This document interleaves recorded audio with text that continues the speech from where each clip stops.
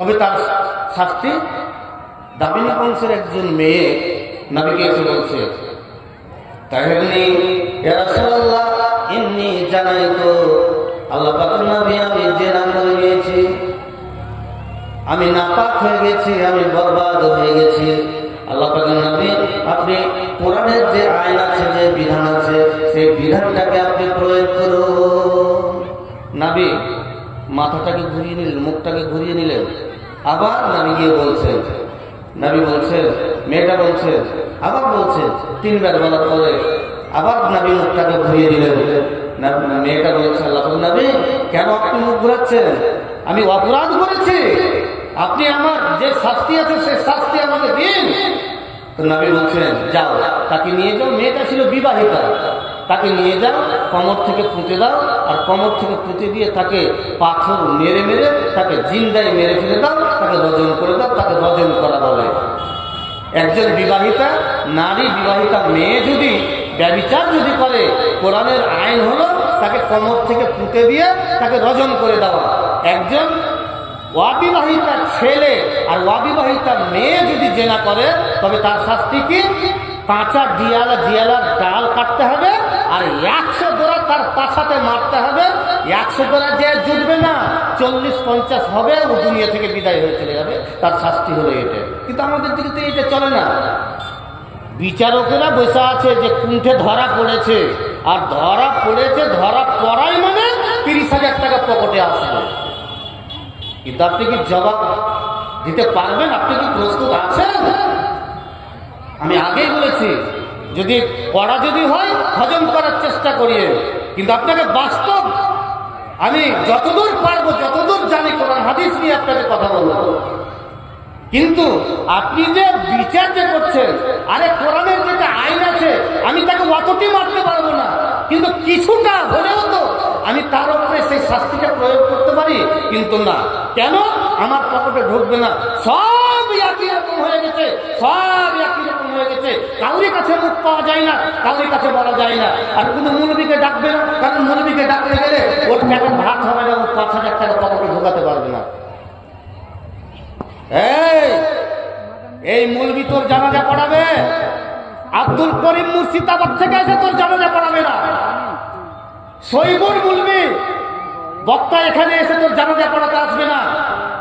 তোর গ্রামের মৌলবী তোর জানাজা পড়াবে, তোর গ্রামের মৌলবী তোকে গোসল দেওয়া হবে। আব্দুল করিম আসলে 20,000 টাকা 25,000 টাকা নেবে। ওকে বলিও কালকে ফোন করে, আমার বাবা মারা গেছে, আপনি আসেন তো আমার বাবার জানাজাটা পড়িয়ে দেন তো। পড়াবে? পড়াবে না। আপনার মসজিদের মৌলবী পড়াবে জানাজা। ভাঙা ফুটা ন্যাংরা লুভা যা আছে, আপনার গ্রামে যেই মৌলবীটা আছে সেই মৌলবীটাই আপনার জানাজা পড়াবে।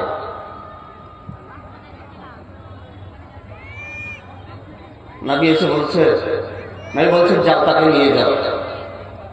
তো মেয়েটা চট করে বলছে, আল্লাহ নবী আমি যে কুকর্ম করেছি তা আমার পেটে বাচ্চা। তো নবী বলছে, তোমার পেটে বাচ্চা, তুমি অপরাধ করেছো, কিন্তু তোমার পেটের বাচ্চাটা অপরাধ করেনি। ভালো করে শুনো। মেয়েটা বলছে যাও।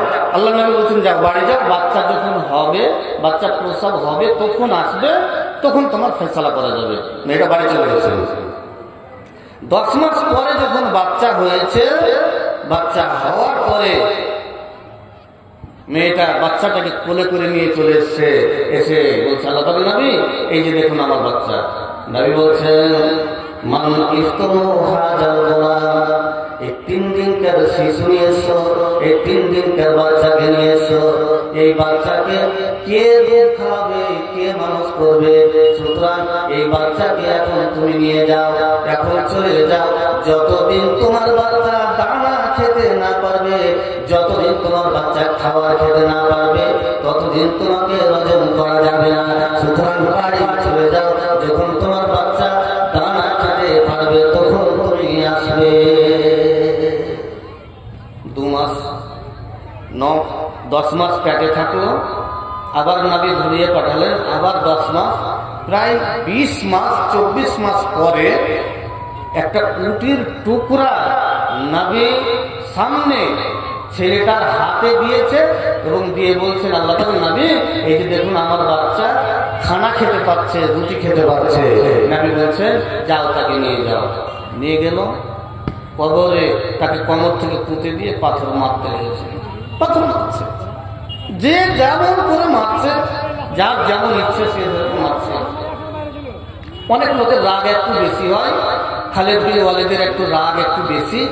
একটা বড় পাথর উঠিয়ে পাথরটা জোরে মেরেছে, মাথার এক কোণাতে লেগে দিয়ে মাথাটা ফুটা হয়ে রক্ত শিস করে উঠে খালেদ বিন ওয়ালিদের গতরে পড়ে গেছে। যেমনই পড়া মুখে ছুটে গেল, বদমাস লুচ্চান গুন্ডাই মেয়ে, তুই যদি এরকম কাজ যদি না করতে তাহলে তোকে পাথর মারতে আসতাম না, আর পাথর মারতে না আসলে তোর না পাথর আসতো, আমার শরীরে এসে পড়তো না।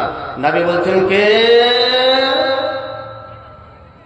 খালেদ বিন ওয়ালিদ বলছে, আমি আল্লাহ পাকের নবী। আল্লাহ পাকের নবী কেন বলবো না? কারণ এই মেয়েটা নাপাক করেছে, এই মেয়েটা জিনা করেছে। এই মেয়েটাকে যদি গালি যদি না দেব, এই মেয়েটাকে যদি না বলবো, তবে কাকে বলবো? আল্লাহ পাকের নবী বলছেন, লাকাদ তাবা তাওবাতান লাওয়াজিয়াতান আলাইহিম সাবিঈনা নাফারান লাওয়াজিয়াতানহুম। আল্লাহ পাকের নবী বলছেন, এই খালেদ বিন ওয়ালিদ শুনলে শোন, এই মেয়েটা প্রায় 24 মাস ধরে, 2 বছর ধরে, 18 মাস 20 মাস ধরে এই মেয়েটা যখন তার বাচ্চা পেয়েছিল তাকে ধরিয়ে দিয়ে পাঠানো হয়েছে। আবার যখন বাচ্চাটা দানা খেতে পেয়েছে তখন এসছে, তার মানে 24 মাস।